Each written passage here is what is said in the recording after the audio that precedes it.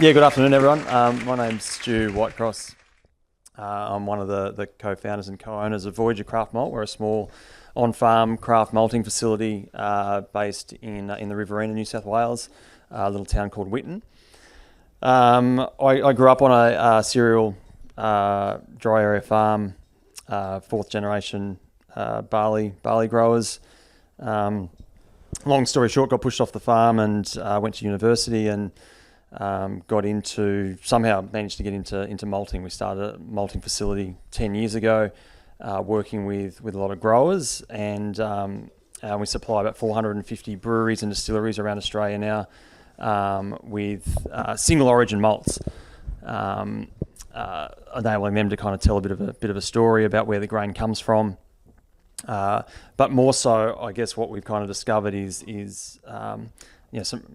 made some really good relationships with people like Chris, who's one of our organic growers, and really seen a big impact in quality of organically farmed grains as opposed to the commodity-based grains. When Matt told me about this conference about 12 months ago, I was really keen to be involved and said, look, there's a lot I think I can offer and happy to talk about. One of them that I really wanted to do was this session, kind of showcasing the flavour differences between commodity-based farm grains and regenerative or organically farmed grains. When you take a ton of grain and turn it into whiskey or turn it into spirit, you're taking such a big volume of grain and condensing it down into not very much. So any of those differences are really highlighted in the spirit. So part of that was getting Chris, the grower up here, but also getting Craig from Barellan Distillery to showcase some of those samples with us. So we'll try some of those a bit later on. I haven't tasted them, but I'm really keen to have a crack at it. So we got Will, and Will does, I guess, a bit of a similar thing to Chris. He grows grains here in Tassie for the distilling and brewing industries as well. And bakers as well, yep. So I'm not really sure how this session's going to go. It's just a good excuse to kind of come together and drink some spirit. If there's any questions at all, I guess it's a good opportunity to kind of ask questions from, we've got growers up and down the supply chain in the brewing and baking industry. So, happy to take any questions, but I think we'll probably just go through and introduce ourselves. Yep, and go from there. Will? We'll save you last, I reckon. Save the best for last.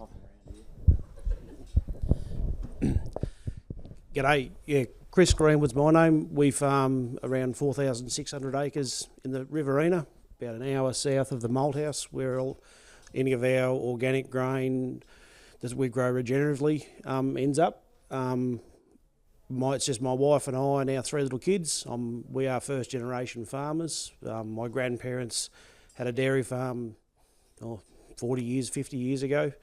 We're pretty lucky. We think we've got no one in our wheelhouse that's telling us we can't do something. So no one's putting the handbrake on the way we farm. But my background is, grew up in a farming area, went to university, studied agriculture, kept asking questions, couldn't find the right answers. So we kept saying, well, we're not going to do something unless it's good for our farm, and we kept seeing all the chemicals and fertilisers were doing more detriment than they were good. So we looked for a way forward, and we saw that the organics combined with the regenerative practices was the way to go forwards to grow good quality produce, but look after our soil health, and that's been our priority. The only way we could see that working was to certify the farm so we could get paid a premium to be able to build the soil the way we wanted to do it. So that led us into the organic side of things, which we thought was going to be pretty easy, but wasn't, when all the varieties we were growing just fell in a heap.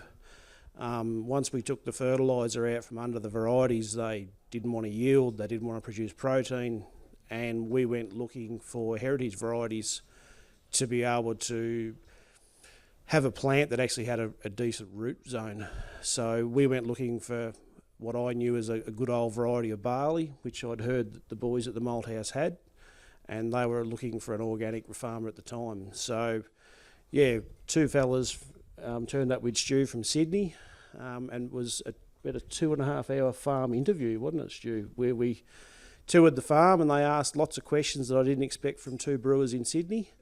to make sure their grain was coming from somewhere that was ethical. And yeah, that was nearly a bit over 7 years ago now, and we've pretty proud of what we've achieved since then, with growing grain that's got great flavour for the brewers and distillers. But our focus is still on building our farm, building our soil, and making sure we do it the best way we can. Nice, thank you. My name's Craig. I'm the head distiller of Barellan Distillery, which is a small little distillery on the Bellarine Peninsula over in Victoria, just east of Geelong. If you're ever out that way, come on over. Even if you're in Melbourne, there's a ferry that goes across from Melbourne to Port Arlington. So it's got a bar on it too, this ferry, so it's a good day out. We're surrounded by wineries as well. It's originally a wine region. We were the first distillery set up in this region, even in the whole Geelong region, since the 1980s. I think Corio Distillery, which was a whiskey distillery, which was operating back in the 1950s all the way through to 1980s, but closed then. So we're the first one that's come about since then. We make gin, we make whiskey. We're very small.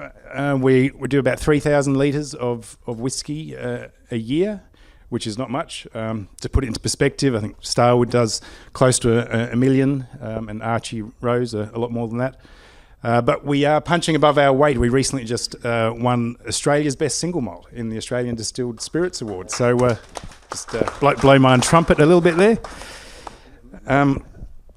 We started the project in 2017. It's an 8-acre property. It was an old chicken farm. We've left it pretty rustic. We got rid of some of the chicken farm buildings, just tin sheds. But we've made one of the sheds into a venue called the Whiskery, where we do pizzas and cocktails and cheese plates. It's a good day out. And the other side of the paddock is the distillery. We've just got a small copper pot still there, 800 litre copper pot still where we make our whiskey. And we've just recently purchased a new 700 litre copper pot still for our gin as well. We're just waiting for some more funds to crank up the boiler, because we've converted it all to steam as well. With our whiskey production, we started in 2018. We thought we'd focus on the big ticket items that we thought created flavour, such as yeast to begin with. Yeast was a big one for me. I know if we change yeast, it changes the flavour profile quite significantly. So we focused on yeast to begin with, which meant we just wanted a really good stock standard grain. We didn't know anything about distilling. My background is not distilling. I was actually in the mineral exploration field. I think that's where I developed my love of alcohol, actually, from many long weeks away from home with a bottle of whiskey to keep me company. But I was involved in the science. I was a geologist, so I wanted to know how this stuff was made. So I went down the rabbit hole of how do you make whiskey. The grain we started off was just a distiller's malt. It was actually bred specifically for distilling out of the UK. And we played around with that for a while we were choosing our yeast profile. Then we found a yeast that we really, really liked. Lots of esters, lots of large chain esters that created mouthfeel. We focus on mouthfeel for our whiskey, something that's rich, something that's oily, something that's velvety, smooth. When we first started making whiskey, I've got business partners who are Russ and Laurel, who were the founders of the place. They spent all the money. I just came in later and started helping them out with the production side of things. But when we first started making whiskey, we asked ourselves, what do we like? What sort of flavour profile? And all the words we used were the ones I just said: big, honey, viscous. These are words that are really about mouthfeel rather than actual flavour properties. So we knew that we had to find a yeast, and also later grain, and how we use the barrel, how we do the distillation, how we do fermentation, everything that would aim at mouthfeel and increasing that type of mouthfeel that we like. So once we had the yeast sorted, then we moved onto the grain, and we tried a few different types. We tried an Australian, Victorian Pilsner malt, which we've got over here. So I've got some samples here that we can try later. The Victorian Pilsner malt that we're using was just from conventional farming. There may have been some sustainable grains in there. We don't really know. That was the problem with the large-scale conventional farming, is that all these grains are going back to a large silo back in Geelong. and you don't really know the provenance of any of those grains. So it was very homogeneous. It was a good grain, great flavour profile. But I'd heard about Stu for a while up doing his thing up in New South Wales there, and it sounded fantastic. We wanted to use it, and I'd look at the prices and go, oh shit, I can't afford that. It's 50% more than the grain that we're getting already. So we were reluctant to increase our costs. But to be honest, the reason we did change to begin with is because about the people. I know this is the plant tent, but the people was the big factor for us. We wanted to be able to talk to a farmer. And after talking to Stu, he's like, well, I can take you out. You can meet Chris.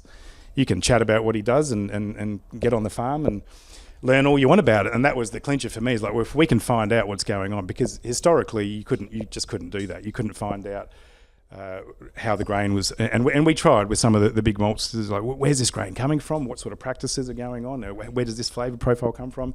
And they just didn't have the answers, and they didn't really care, to be honest. So when we met Stu and Chris, and they were clearly passionate about what they were doing, we went, all right, let's give it a go.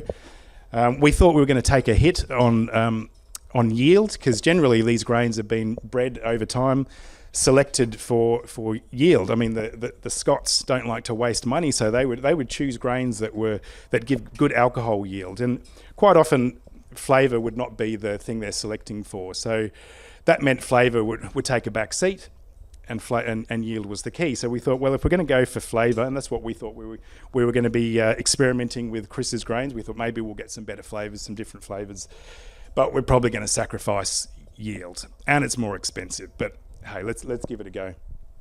So we did give it a go, and was very pleasantly surprised, especially on flavour, the flavour, and you'll be able to see the difference here. So I've got Chris's organic Pilsner here in the new make, and I've got our previous Victorian conventional farming Pilsner, and you'll be able to taste the difference. Like for us, it was just, wow, okay, we're going to use this going forward, and we didn't look back. And then when we distilled a few times, we noticed that the yield was just through the roof. We didn't expect that. We were getting 10% more alcohol than we would normally get compared to the previous Pilsner. But not only that, the flavour profile itself allowed us to go deeper into the cuts. For those of you that don't know much about distilling or making a whiskey, we do a double distillation. The first distillation really strips out all the alcohol, and that's what our comparison was on 10% more. But then when we do the second distillation, we're actually choosing, the flavour profile, the spectrum. And when you start the still, it really starts coming out with all the light flavours first, all the light volatiles, and then it moves into the heavier flavours towards the end. With Chris's grain, it never started to taste bad. Like the previous grain, you would get to a certain cut point, and it would get this funky note. It would get this burnt, greasy flavour, machine grease, flavours like wet dog or mildew or baby vomit. These are not things you generally want in your whiskey, so you sort of cut it around those. But you want a bit of that in there because you want a bit of complexity, and the barrel will get rid of some of that. So we used to cut at about 63% alcohol. Then with Chris's grain coming in, it just kept going. I didn't want to cut it. It was just turning into this sweet, rich, fruity notes, like raspberry notes and pomegranate notes in the back end. This and having those extra heavier elements in the new make spirit allowed us to also achieve that extra mouthfeel, which is what we were originally aiming for: more mouthfeel, more viscosity, more weight. So because we were taking wider cuts, this also increased the amount of spirit that was actually going into the barrel. And that ended up being 25% more spirit actually going into the barrel, which meant that's what's going into the bottle. And when you do the numbers on how many more bottles, we're probably getting 80 more bottles of whiskey for each run, and we do one run a month at the moment, about 600 kilos of grain to make approximately 600 bottles of whiskey. We used to get about 520 bottles. We're selling our whiskies for around $250 to $300, depending on which one. The one that won Australia's best, so that's $300. And you do the maths on that, that's an extra $20,000 in our pocket every month by using this grain. And I was stupidly scratching my head going, I don't really want to spend another $500, but now it's returning a return. Well, I still have to sell this whiskey, but it has a value of $20,000 more every month.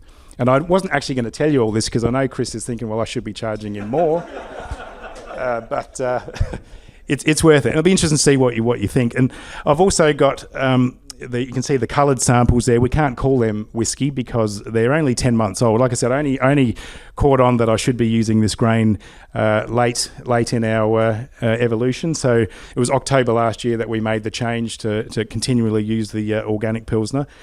So this is actually 10-month-old spirit that you see in there.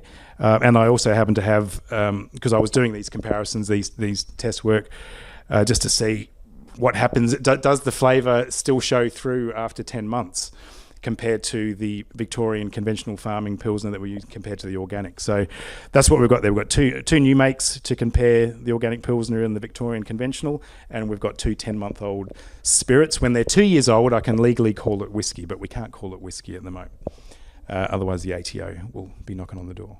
I probably said too much there. Anyway, I should hand over to Will. We can get back to some of that when we're having a taste. Feel free to ask questions, but I'll go man the stand at the end of this, and we can have a little taste. Righto, I won't bore you all.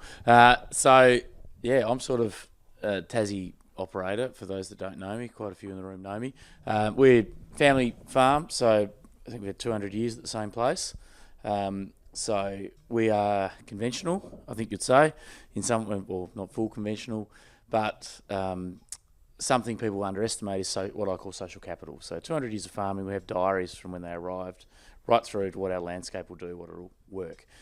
Part of the farm is a flour mill, so the oldest flour mill in the Southern Hemisphere, and my dad and his brother Peter restored it when they sort of finished school and got into that and thought, oh, what do we grow, what do we mill? And they wanted to mill something, so they planted a bit of wheat, and Bothwell is a notorious shithole climate. It's stinking hot in summer and bloody cold in winter, and we'll get frost at Christmas.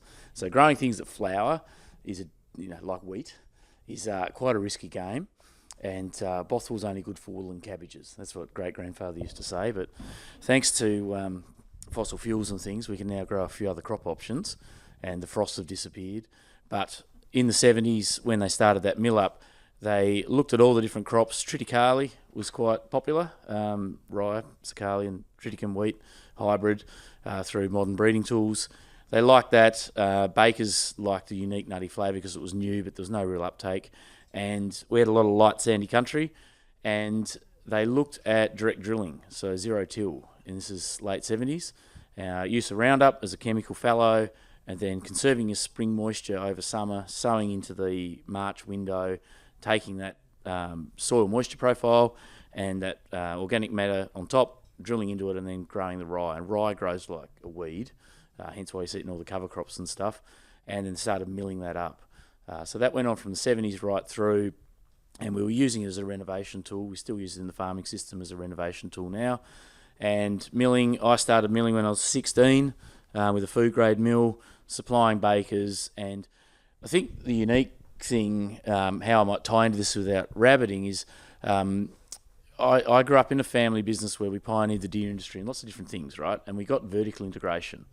And as a wool growing family, wool and cabbages, you put your wool in a bale, it went on a truck, it was gone, and you were paid in 20 days by your business. And you never knew where that garment ended up. And suddenly Dad was in a business where he was killing deer and going to a restaurant and getting feedback. Same with the flour. I'd take it to a baker and I'd talk about the sourdough, and you talk about the culture. And in the end, my flour was pretty shit for baking. Sorry. And like, as a kid, you'd hope for like love letters or something. This was pre-emails and whatnot, and Snapchat. I used to get photos of bread because, I'd milled flour. They bought my flour and made bread. And it was famously called a Bothwell brick because we don't have the protein, right? Tassie does not grow protein. And so I was, 16-year-old milling and selling to bakers, and this wonderful bakery, Jackman and McRoss, started. Chris Jackman had mentored me with the food game, with the cheese and all sorts of things. And Justin McRoss came out of the Mallee, very used to high protein and bread that rose. And, he took my stuff and it was a Bothwell brick, but it fed his sourdough and gave an amazing flavour and texture to it. And so you get that feedback and you start saying, well, how do you want it milled? What texture you want? Getting that vertical integration, it's a unique thing to get in commodity-based ag, to go back to that. And so we've kept milling and whatnot. And then Nant, the distillery next to us, was restored. And my Uncle Peter restored the flour mill in it. and he's a real, on the spectrum like you wouldn't believe, cluey bastard. And we rebuilt the mill, and using angle grinders and all sorts of weird and wonderful ideas, and I tagged along. Meanwhile, they're putting the distillery in, and then Pete sort of looked at it, and I can build that. So rings me up and goes, you've done TIG welding at school, didn't you? So, put a scuba suit on and get inside a still and weld your still up, running it on biodiesel. And then, of course, the only thing we've got lying around is rye. Nobody's made whiskey out of rye because it goes like clag after you malt it and do it. And so I sort of tagged along with that, and Pete went and bought himself a sensory training box. And so we'd all sit down and go through it all. And as you start getting into different grains and where it was grown and what was happening, you could pick up all these different tones and notes. I can't drink wheat beer, and I was telling Stu this because I'm cleaning out silos with mouldy wheat in the bottom of it and stuff. Just Hogarden? No. But there's elements in it, and you think from a commodity basis, you think, oh, bullshit, that's not real. But listening to bakers and getting feedback in a system is quite a useful tool, and encouraging people to talk back down the chain and give you feedback is something that's got to happen.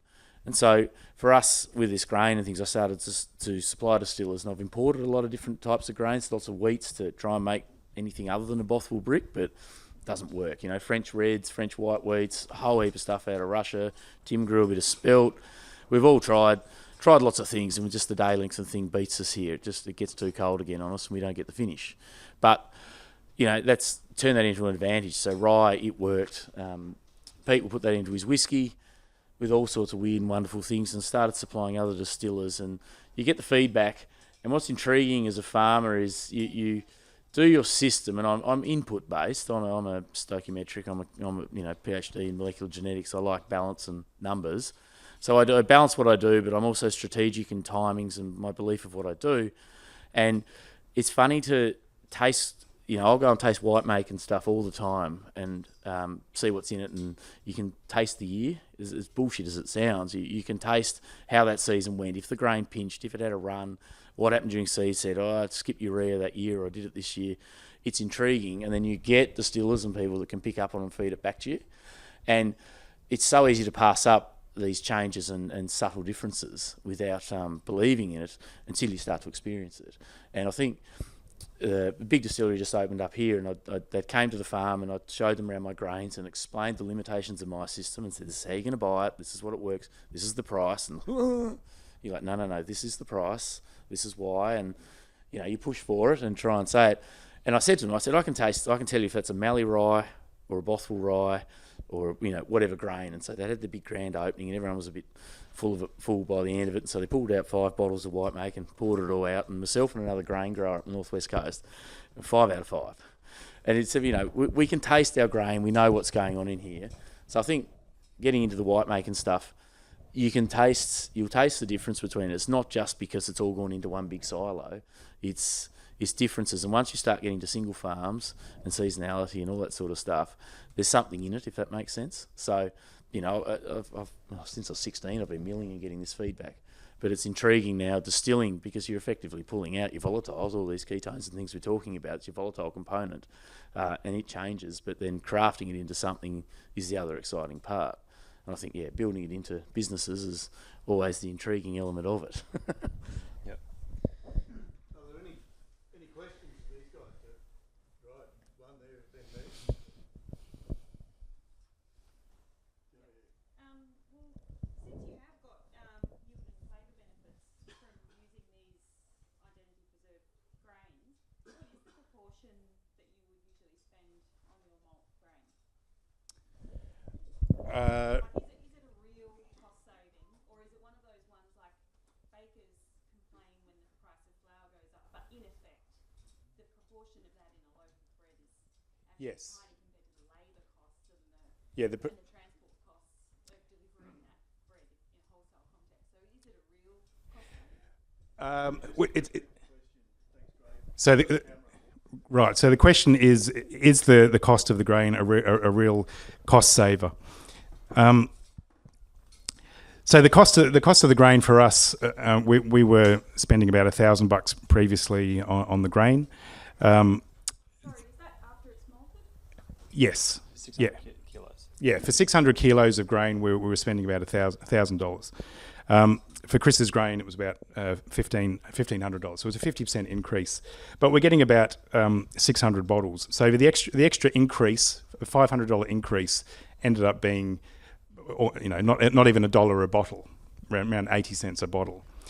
But it's not the saving. It's like the opportunity cost that or gain that we're getting for the extra bottles that we can now sell for the retail value, if that makes sense. So the extra $20,000 of retail value is where the extra value is, and that's significant. It's a 4,000% return on my $500 that I did choose to spend, which I'm now very happy that I did choose to spend that.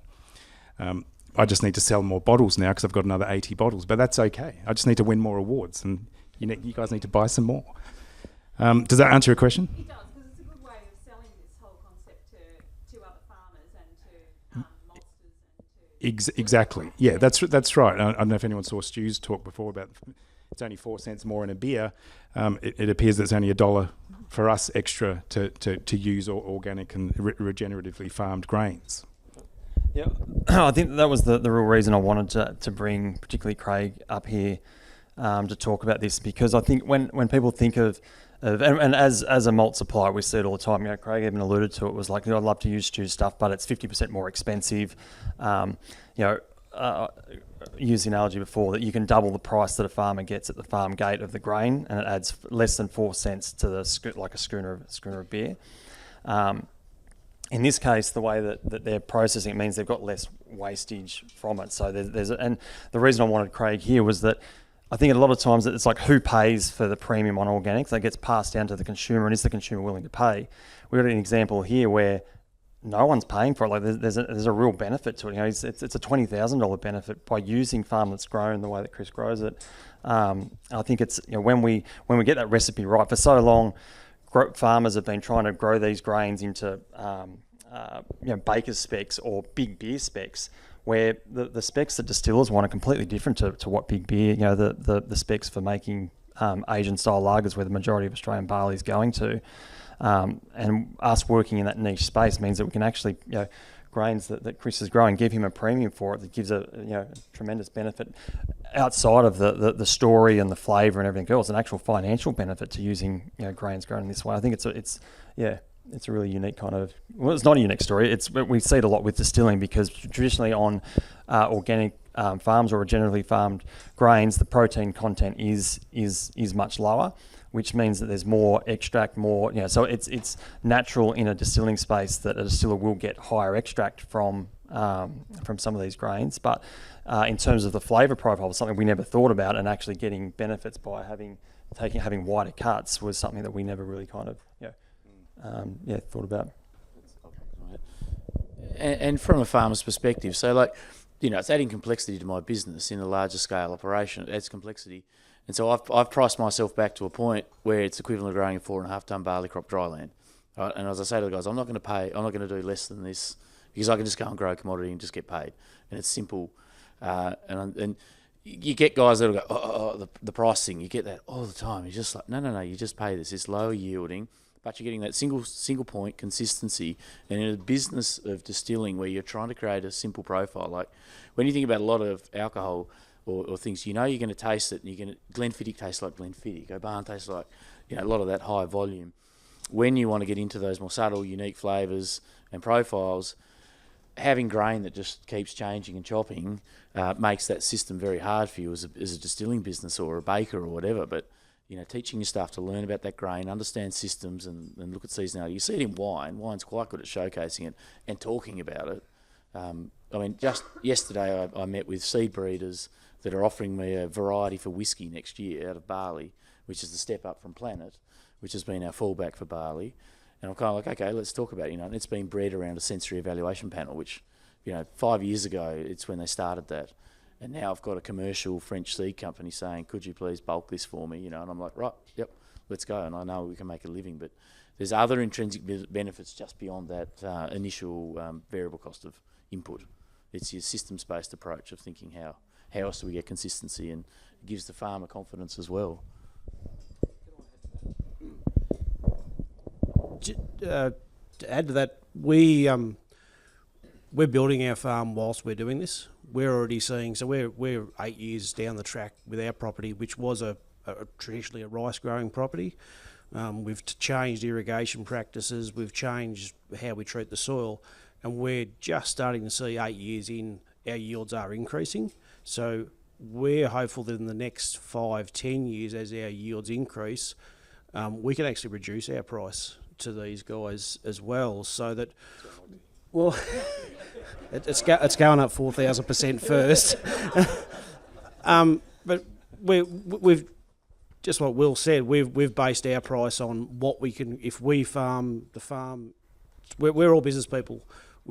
If someone said to me, "You need to farm this way, and we're going to pay you this," I'd say, "Well, I don't want to go broke. I need, because I can make more money doing it the conventional way." And what we've done is we've said, okay, if we farm the farm conventionally, this is the profit margin, this is the risk profile. We've said, this is the risk profile doing it organically, this is what we need to get paid. But as we go forward and we lift yields, we hope we can reduce the price. But also, I think you were talking about the bakers and the shock when the price goes up in a drought. The first year that we grew barley for Voyager was 2017, and we went into the worst drought. It was the driest year on record at our property. Irrigation water was through the roof. We just thought, what are we going to do? We had a 4-way link up with Stu and 2 brewers in Sydney, and the boys said, okay, we've got an agreed price, but it's a horrible year out there. What do you need to get paid to make some money this year? And I thought, I've never had a discussion like this with some. We had an agreement on a price. And the boys said, no, you need to make some money so that you're here next year. So we lifted the price. The next year the price stayed the same because the crop wasn't much better. The year after that, I pulled the price back because we had a good season, and I said, no, we've got to play catch up and get to where we should be. But if it wasn't for the link through the malt house to the brewers, that conversation can't be had. And then they can tell the consumer in the brewery, do you know what's going on? Like Batch Brewing has a thing on their wall, rainfall in Colliambly. Most people say, where in the hell's Colliambly when you're in Sydney? But on their wall, they've got our rainfall chart. They're trying to link the people in Sydney to what's going on with us, so they can tell the story that, yeah, geez, they're doing it tough out there. But, you know, when you start thinking it's only 4 cents in a beer, it's not a huge difference. So. Yeah, my question's kind of related to that. I'm involved in a local grain economy in New Zealand, and what a stunning stage, besides the fact you're clearly all incredibly good looking, but I actually, what a stunning combination in terms of distiller, malter and farmers. How much do you think the combination plays a role, Stu, and what would it be like if you weren't surrounded by people like these? Well, to I guess following what Craig said before, we really should be in the people's tent because it's all about relationships. And at times I feel that we are just matchmakers. We find a brewer that wants to work with a farmer, we introduce them, we take them out to Chris's farm. They see that he's just as passionate about farming as they are about distilling or brewing. And the amount of brewers that go and hang out with Chris and Chris goes and catches up without me even really knowing about it. Like it's to see some of these relationships form and it makes those discussions really easy when we that meeting that we had with a couple of brewers in Sydney, we were new into business at the time. Like how are we going to go to these brewers that are already paying a premium for it and have that discussion with them, saying, hey, you know what, it's been a tough time for Chris. And it was the other way around. Chris was actually arguing that it should have been cheaper because these guys. Well, hang on, if that's what you need to break even. We're going to pay you more than that. You can't just be breaking even. You've got a family to feed. And Chris was like, no, that's all I need to do this year. That's fine. Like the whole meeting went in the exact opposite way. We had these 2 brewers fighting to pay Chris for more for his grain. It was just it's such a great. And during the drought, Chris was getting phone calls from these guys checking in to see how they're going. Like it's probably and I'm for those that heard it before, I grew up on the farm. I've been farming from the age of 12 when I got gifted 50 acres for my birthday. Farming's a tough gig, and I think one of the biggest satisfactions I get out of what we do is seeing a smile on a farmer's face, getting recognition. Chris is still in the middle of harvest, and he's taken some time off to come and drink some whiskey and get away from the farm. And there's a real Very wet at home though. there is a big social aspect to it. It's great that our farmers they set the price to us. Again, like it's a discussion that we have. It's very easy having that discussion with a brewer or distiller when they know Chris and they also, even from a quality point of view, like if specs, if that quality doesn't meet some certain specs based on extract or whatever else, the brewers and distillers are like, well, hang on, we're invested in him. Like we planned our marketing around it, the story around it. That's the story we now need to tell to our consumers. Beer and spirits are agricultural products, and they should change based on the drought and conditions and farming systems and those kind of things. So, look, I it's certainly the best part of what I do is seeing those relationships form, and it makes my job really easy being in the middle when the brewers and distillers have got a great relationship with the farmer, because it means that price and all those kind of things really become irrelevant.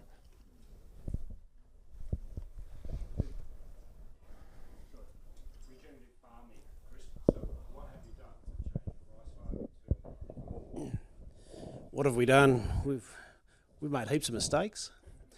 So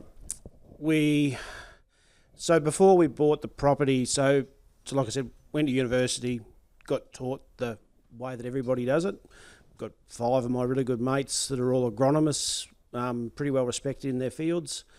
We were at the time when I came out of uni, I went and spent 2 years on a cotton property in central New South. Got a bit of an education on that. And then came home to the family. We had a little family block, and I leased some neighbours' country, and we were growing lucerne for the racehorse industry, and it was very much quality driven. And we sort of thought, okay, we've got to grow good quality hay to make sure we keep getting into the chaff mills to get the premium. And at the same time, we were sort of looking for ways to save some water and grow a better product. And we met a fella who was selling biological products, and it just rang with Dad and I that, hang on, this fella's got some interesting ways he's looking at it. And we actually gave him 25 acres of lucerne and said, okay, you help us here. And he brought his radionics machine out, and I thought, here we go, a radionics machine. Go and research it and find out the person that invented it was the last person in America to be hung for witchcraft. It's a long one. I shouldn't have even mentioned it. But we gave him 25 acres. We had another agronomist had 75. And at the end of the year, we'd used a megalitre less water on this area, and we'd produced more hay. And we went, hang on, this fella's onto it. The next year, we gave him another 25 acres, and we said to our agronomist, you've got to catch him. And he never did. And after that, we never looked back, because the next thing that happened was whenever we had a shower of rain, the chaff mill used to say, bring us a sample of your hay before you bring a truckload. And all of a sudden we'd get a shower of rain, and I'd ring the chaff mill and I'd say, I'll throw a bale of hay in the back of the Land Cruiser and we'll come and have a look. And they said, no, just send a truckload. And I said, no, it's had 10 mil of rain on it. And he said, no, just send a truckload. And we'd get there to the chaff mill, and here'd be one bale of our hay sitting, like an 8x4 3 big square, sitting in the middle of 5. And ours would be bright green with heaps of leaf on it. And he goes, that's why you need to send it, because you've got so much leaf and so much colour quality, we can blend all this other shit with yours and make good chaff. So we found that we didn't have to even ask anymore. We just kept sending it, even though it was downgraded for us. So that led us on to on the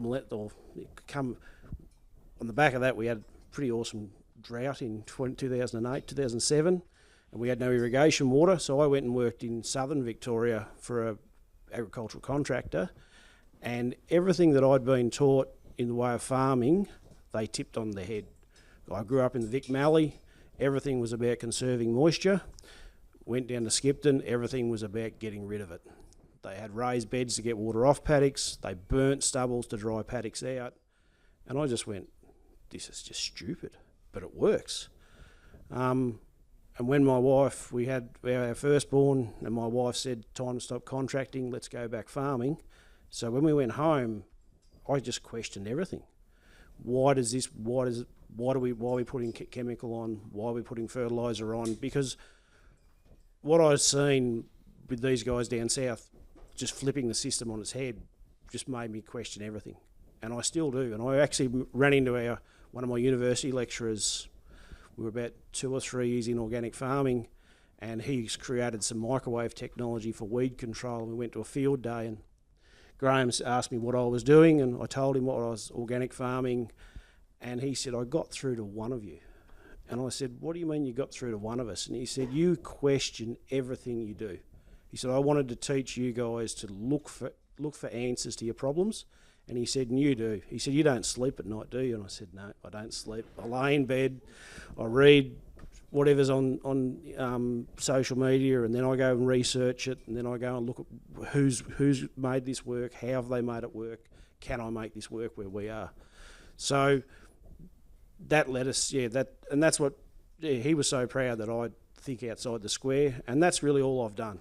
I just look at everything, what's available, and we try it. We just try 5 acres. So we do a bit when we can afford it. But yep, it was a company called BioAg in Narrandera.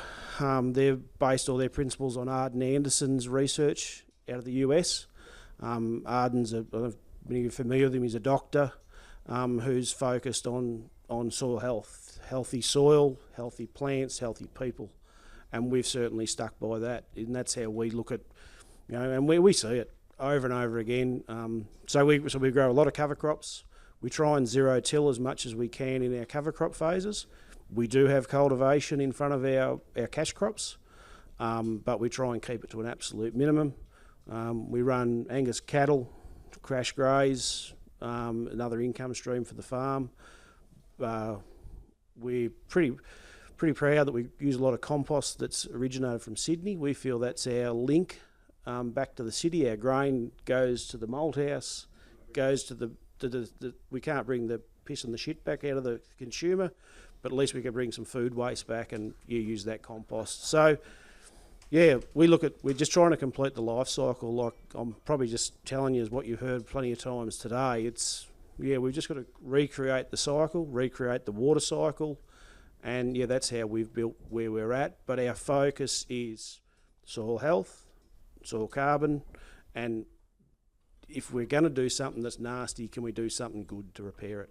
That's, I've just got a question on that sort of life cycle and the kind of circular economy piece of it. Like I'm in another 10 most of the time, so I missed the start. I'm somebody who lived in the city in Sydney and moved to regional Tasmania a couple of years ago. I'm drunk in the batch in particular in the wildflower place. They're a very kind of out there kind of brewer, doing really experimental stuff, amazing stuff, like very highly thought of. I'm wondering, like in your part of the world, in the pubs that you guys drink it at in regional Australia, wherever you are you in Duranda, is that what you said? At Riverina or something? yep, so Colliambly, near. I've been to the pub in Duranda, and there's like a small selection of beers, right? So I'm kind of wondering, like, does some of the beers come back, and what do you guys kind of, is there pride that you're making this thing that's sort of highly international? We are incredibly proud of that. We're a part of that. To have someone like Topher Wildflower that every one of his beers uses our base malt in there. We're pretty proud. He's a pretty amazing brewer. We're proud of anything that comes back to the farm. No, it's pretty. So my 40th birthday, I was very privileged to have some pretty awesome craft beer on tap at the farm, and I still had plenty of neighbours that rocked up with a 6-pack of VB, and I just said, "Come on, guys, it's here, it's free. Just have a go at it." But we've got to start. Most people in our areas, their palate's not what craft beer is. It's it is what it is. But I try and introduce it to them. Once they've had some, they might like it, they might not. But yeah, we're pretty proud that we can have something on our farm though that says, well, I can say, I know this came from our farm. Like that new make over there, I'm pretty proud that I can say that's my grain in that bottle. Plenty of other people pick up a can of Carlton Draft and there might be just one grain out of your 5,000 tonne that you delivered that might be in that can, but it might not be too. It's certainly out in the bush. We're probably a little slower to catch on to things than the city, but we supply about 450 craft breweries, distilleries now. The guys from Stone and Wood, they're in our local pubs. Bolter, we supply them. They're in our local pubs as well. Like there's the craft beer scene. It's a movement that's been continuing to grow, and it's been a little slower getting out to the bush. We went there. Should I tell the story? We went there last night to try and get a feed, and there was signs everywhere saying all day pizza, all day pizza, all day pizza. And we said, "Oh, can we just get a feed?" They go, "Sorry, no, we don't do any meals. We're going to start doing meals 7 days starting tomorrow." We couldn't get a feed anywhere in Cygnet last night, but yeah, we'll have a chat. But we've been kind of lucky in some regard that a lot of these brewers come out from the city to come and visit, come and spend time on Chris's farm. They'll bring kegs, they'll bring cartons, they'll bring we're pretty well looked after in that regard, and we've got no shortage of farmers wanting to knocking on our door, wanting to grow stuff for us. One, because they want that recognition. They want to take a 6-pack of beer with their name on it or a bottle of whiskey to a Christmas party or gift it to someone. But they also want out of the commodity-based system. They're stuck in this cycle, and they can see growers like Chris and some other growers we've got that this is an opportunity for us to have a dabble in this, try and get out of this cycle we're in and get paid a premium for trying to do something better and different. So we've got about 35 growers at the moment. We could take on those that are knocking on our door. We'd quite easily put 100 on if we had the space for them. Where it'll probably change in a regional area is probably more the small brew pubs. It'll be less of the big pubs. It'll be more of these small breweries and brew pubs starting up that will get out to those regional areas. So A few minutes before we get into the tasting, and I got one question. If there's farmers in the room that think that this sounds pretty good, a premium for grain, and knowing where it goes and all that sort of stuff, how do they get started, or who do they talk to, and where does that conversation begin? Good question. When we started 10 years ago, we were kind of, I guess, the first small craft malting facility at the time. And the barriers to entry were like malting. Australia grows a third of the world's malt barley supply. We malt a lot of barley in this country. It's all down the ports and exported. But malting's never really been done on a small scale for a very, very long time. So there's no when we started, there was no off-the-shelf kind of infrastructure to do that. So we designed and built everything ourselves. Now there's a lot of different equipment. We're starting to see a lot more smaller malts to start up. There's 3 now in South Australia. There's 3 over in WA. There's 1 down in Gippsland. We've been doing some consultancy work for a lot of those. So the first place would be if you've got a small little maltster near you, we'll be going to have a chat to them. Probably even before that, probably the first thing you can do is going and talking to your local bakery or local brewery or distillery, because there's a lot of beers and whiskies that are made with just raw grains. I think getting a foot in the door and just starting that relationship with them is probably a really good way of starting. We sell a lot of grains to bakeries. We sell a lot of raw grains to breweries and distilleries. And they're all wanting a story to tell. They're all wanting a relationship. And once you've kind of got that relationship built with them, we've seen a lot of, we do a lot of contract malting as well. So we have grain sent to us from right around the country where we malt it for a particular farmer, and he's servicing a local brewery. And a lot of those relationships started with, some raw wheat that went into a saison or a small amount of raw rye that went into a whiskey. So I think the first thing to do would be to go and have a chat with you. And there's local breweries and distilleries popping up all around the place now. The first thing I do is go and introduce yourself to your local brewery, bakery or distillery, and ask how are they what are they brewing? Is that let them know you're a farmer and what you're growing and how you're growing it, and they're probably the best place to start. How many tonnes can you get? What's your minimum? For us. So in our lab we can do a couple of kilos, but it was 400 kilos. We just sold our little unit to the guys at Sailor's Grave down in Gippsland. So at the moment for us, our minimum batch size is 4 tonne, but prior to that it was 400 kilos or a couple of kilos in the lab. So one of the things that we do, if you've got some grain and you're interested in having it malted, you can send us a little sample. We'll run it through the lab. we'll get you the numbers on it, and you can then go and share that with a brewer or a distiller and say, hey, look, this is some grain we've got. This is how it's going to test up. Are you interested in it? How much of it? And a lot of the stuff that we're actually able to do is kind of a bit like, we were in a tent before, someone was talking about drop shipping. It's kind of like that. A grain will come to us, we'll malt it, and the farmer said, look, I've got these 3 breweries or 2 breweries and a distillery in my area. Can you send 2 tonne to there, 1 tonne to there, 1 tonne to there? And we do a lot of that. And you're building relationships. That's the key thing to take home, is that you're trying to build a relationship there between someone. So honesty is very important in this space. Don't go in and bullshit. It's rife with it, okay? That's my biggest ground truth, and I'm only 42, but I've been doing it since I was 16, so it's 20-odd years of this. You'll get people who want to get rich quick. People who want to make money off you, not with you. So that honesty, frank dialect, getting it test malted, or having plunge data. If you want to go to a baker, you've got to give them a protein count and a plunge data thing and a sifting score. Just having the fundamental data to turn up. It's always good to turn up and have a drink and everyone will say, yeah. But if you don't start with an honest dialogue and you want to do it together, it's not going to work. It's a relationship-based thing. As we say, we should be in the people's tent. Yep. More than the plant tent. The plant does its thing, right? It's the people between connecting it that counts. One final question at the back before we get into the sipping. Yeah, I won't hold you up, but I had a question for Will and Chris about how does this fit into your other sort of your rotation? Could you take on more of it if you had the opportunity, or is it just about right? Yeah, for me, there's an element of growth where I want to grow it. It's part of my rotation system. My farming ethos is grow the weeds I've got, so that's fertility, soil health, eat the weeds I've got, fences, change the weeds I've got, which is pasture, renovation, and change out. So for me, it fits into my system. It ups and downs. I can just as easily sell it to someone or put it down a sheep's throat and turn it into something. When it becomes a distraction, as I'll be talking about tomorrow morning, that's when you've got to be careful. And that's where this honesty comes in, being honest with yourself. It is very lovely to get feedback and smoke up your backside. It's a wonderful feedback loop.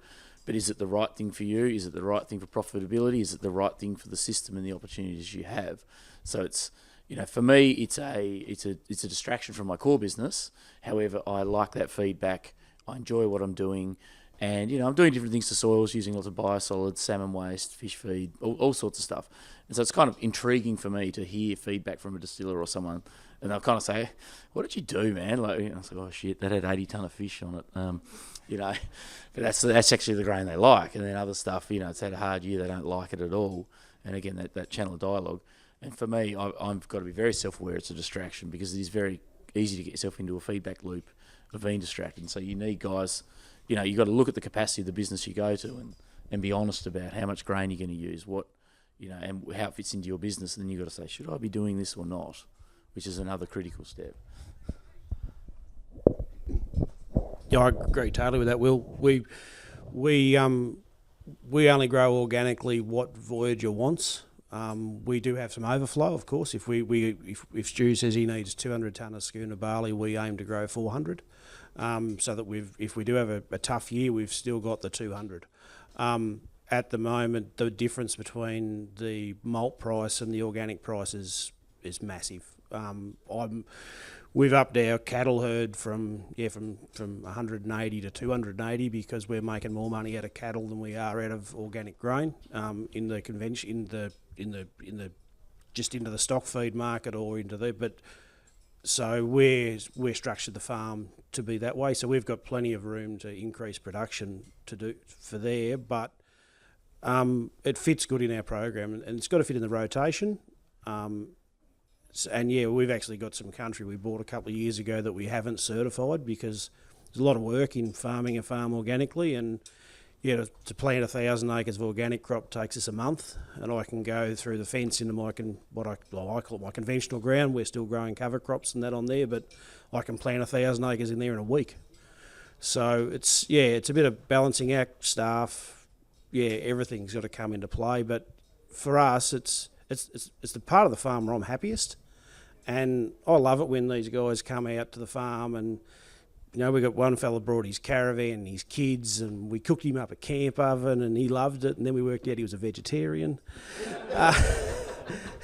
But you know, for us. It's we're so proud of being involved in it, and even if Stu said I only want 50 tonne, we're still going to grow it because it's our happy place to be. And I think I heard someone say something before about stopping a tractor to check out a plover on the ground. I do that too. It's I don't do it on the conventional ground if there's been a spray rig over it, but I do it on the organic ground. And be happy in what you're doing. That's the key for us. And having our kids involved in the property and their kit.